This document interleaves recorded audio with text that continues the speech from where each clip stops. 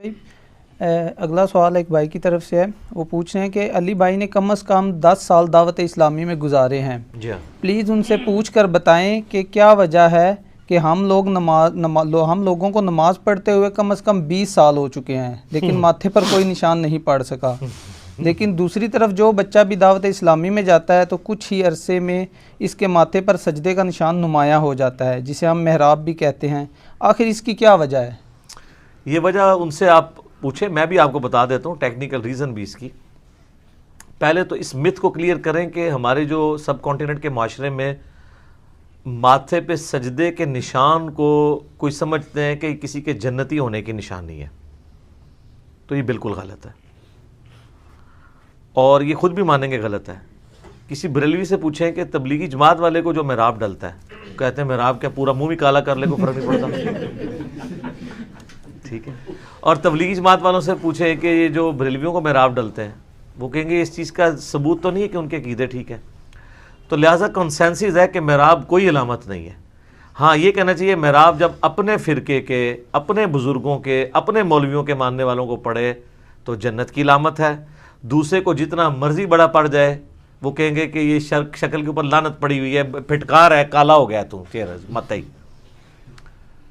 قرآن حکیم میں نبی علیہ السلام کے صحابہ اکرام علیہم رضوان کے بارے میں یہ چیز آئی ہے، سورۃ الفتح پارہ نمبر 26 میں، اعوذ باللہ من الشیطان الرجیم، بسم اللہ الرحمن الرحیم، محمد الرسول اللہ صلی اللہ علیہ وآلہ وسلم، محمد اللہ کے رسول ہیں، والذین معہ اشداء علی الکفار، اور جو ان کے ساتھی ہیں یعنی آپ کے صحابہ اور اہل بیت، یہ کافروں پہ تو بڑے سخت ہیں، رحماء بینہم، آپس میں رحم دل ہیں، تراہم رکعا سجدا یبتغون فضلا من اللہ ورضوانا، تم انہیں دیکھو گے رکوع اور سجدے کی حالت میں اپنے رب کی رضا جوئی چاہتے ہیں ہر وقت، سیماہم فی وجوہہم من اثر السجود، اور ان کے چہرے پر سجدوں کے آثار نظر آئیں گے، ذالک مثلہم فی التوراۃ ومثلہم فی الانجیل، اور ان کی یہ صفت تورات اور انجیل کے اندر بھی اللہ نے بیان کی تھی نبی علیہ السلام کے جانثار صحابہ کی علیہم رضوان علیہم السلام اجمعین۔ تو اس سے اپلی لیتے ہیں کہ جی ماتھے پر آثار، تو یہ اس آثار سے وہ کہتے ہیں کہ آثار سے مراد ہے کہ فزیکلی نشان، یہ بھی مراد ہو سکتا ہے، اور چہرے پہ آثار، جب ہم کہتے ہیں کہ اس کے چہرے پہ پریشانی کے آثار نظر آ رہے ہیں تو کیا کوئی فزیکلی کوئی اس میں کوئی تل نکل آتا ہے؟ نہیں، چہرہ لٹکا ہوا ہوتا ہے۔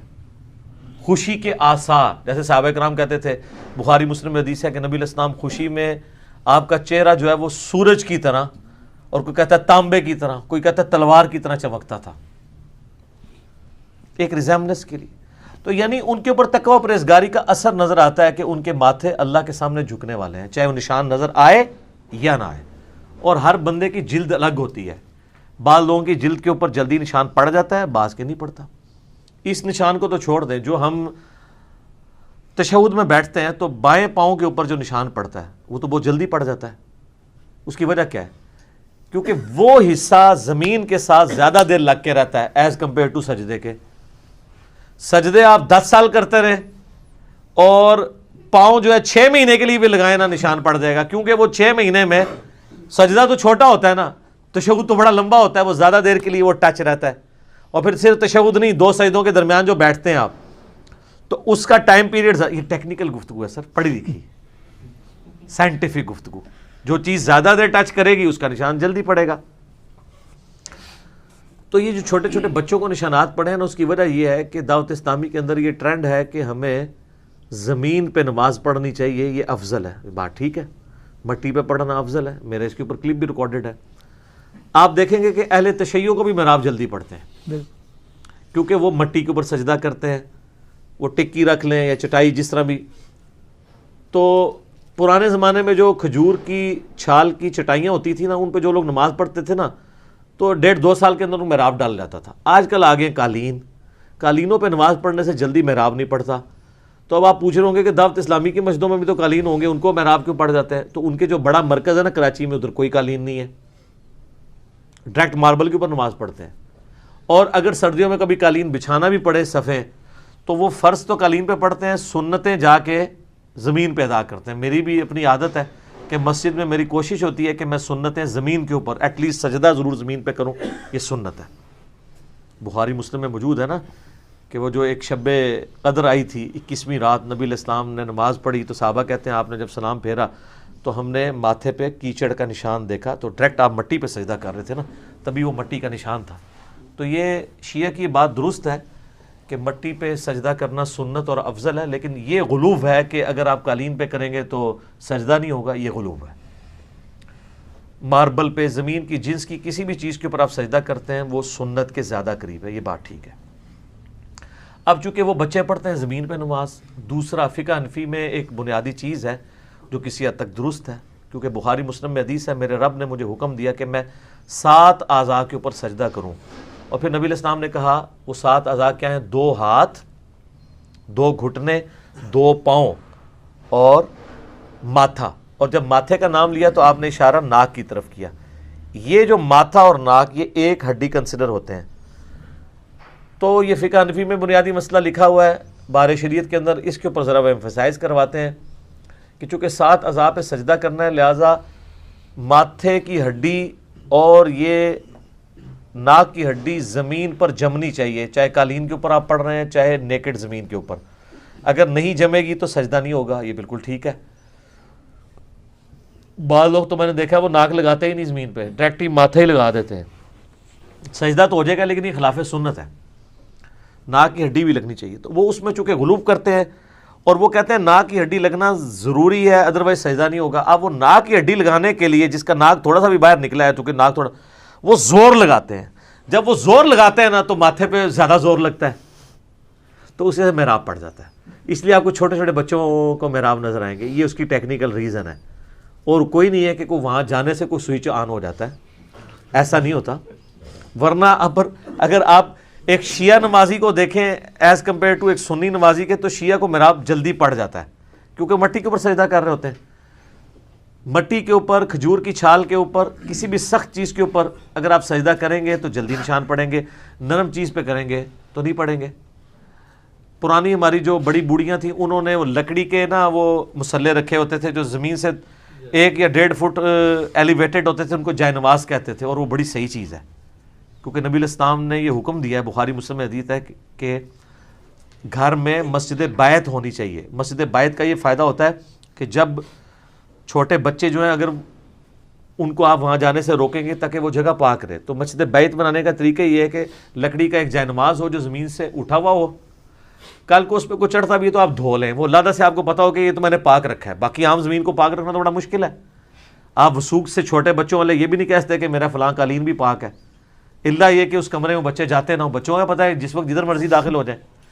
تو مسجد بیت کا جو کنسیپٹ ہے نا, اس میں اگر آپ دیکھا جائے تو وہ لکڑی کی جائے نماز رکھی جاتی تھی نا, تو اس کے اوپر جو لوگ سجدہ کرتے تھے تو لکڑی کا اثر جلدی پڑتا ہے.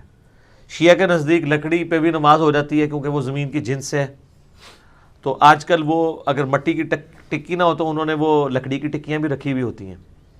میں خود بھی پریفر کرتا ہوں کہ میں ٹکی تو استعمال کرنے کے حق میں نہیں ہوں, کیونکہ میں سمجھتا ہوں کہ یہ دین کے اندر غلوف ہے. اس کی بجائے اگر کسی کو زیادہ شوق ہے تو وہ ایٹ لیسٹ سجدہ گاہ والی جگہ پہ قالین کے اوپر ایک کھجور کی چھال کی چھوٹی چٹائی جو ہے وہ 4 انچ کی یا 5 انچ کی بنوا لے, ٹھیک ہے, یا ماربل کے اوپر ڈائریکٹ نماز پڑھ لے. جس طرح حرم کے اندر ہوتا ہے کہ آپ وہاں دیکھیں گے شیعہ کو کہ جیسے ہی اقامت ہوتی ہے نماز کی تو وہ ماربل والی جگہ پہ جا کے کھڑے ہو جاتے ہیں, کیونکہ ظاہر ہے وہ قالین تو اٹھوا نہیں سکتے. تو وہ پھر ویسے تو حرم مکہ کے اندر تو گرمیوں کے اندر قالین بھی نہیں ہوتے ہیں, ڈائریکٹ ماربل پہ ہی لوگ نماز پڑھتے ہیں. صرف جب ٹھنڈ ہوتی ہے اس وقت وہ قالین بچھاتے ہیں, کیونکہ ظاہر زمین زیادہ ٹھنڈی ہوتی ہے, وہ ماربل بھی ٹھنڈا ہوتا ہے. تو ٹکی وغیرہ میں نے ادھر ان کو استعمال کرتے ہوئے نہیں دیکھی, شاید وہ شرطیں ان کو منع بھی کرتے ہوں اس لیے, تو اس کا انہوں نے سولوشن نکالا ہوا ہے. تو ماربل والی جگہ آپ کو بہت زیادہ مل جائے گی حرم کے اندر, حرم مکہ میں بھی, حرم مدینہ کے اندر بھی. تو یہ محراب پڑھنے کے پیچھے لاجک یہ ہوتی ہے. آپ بھی سر شوق ہے نا محراب ڈالنے کا, تو آپ بھی ذرا کھجور کی ایک چٹائی خرید لیں, ٹھیک ہے, اور آپ جو سنتیں ہیں نا وہ آپ گھر آ کے ادا کرنا شروع کریں. 1 سال بعد محراب نہ پڑے آپ مجھے پکڑ لیجیے گا, سال سے پہلے ہی پڑ جائے گا. لیکن اس محراب کی وجہ سے کوئی ایسا معاملہ نہیں ہونا کہ آپ کے کوئی جنت دوزخ کا فیصلہ ہونا ہے. یہ بات ٹھیک ہے کہ بخاری مسلم میں حدیث ہے, نبی علیہ السلام نے فرمایا کہ میں اپنے امتیوں کو قیامت والے دن پہچان لوں گا. تو صحابہ نے کہا یا رسول اللہ آپ کیسے پہچانیں گے؟ آپ نے فرمایا کہ اگر بہت زیادہ گھوڑے ہوں اور ان میں ایسے گھوڑے ہوں جو چتکبرے ہوں, جن کے کلرز وائٹ اور بلیک مکس ہوں, تو وہ ممتاز ہو کے نظر نہیں آ جائیں گے؟ تو صحابہ نے کہا نظر آئیں گے. تو فرمایا کہ میں اپنے امتیوں کو اعضائے وضو کے چمکنے کی وجہ سے پہچان لوں گا, یعنی جن کے اعضائے وضو چمک رہے ہوں گے وہ میرے امتی ہوں گے. شکر ہے آپ نے اعضائے وضو کہا ہے, اعضائے سجدہ نہیں کہا. تو یعنی وضو جو بندہ کر رہا ہے نا, قیامت والے دن اس کا ماتھا کا پورا چہرہ ہی چمک رہا ہوگا. تو مراب نہ بھی ڈلے, ٹینشن نہیں لینی, وضو کرنے دی برکت نال بھی سب کچھ ہونا ہے.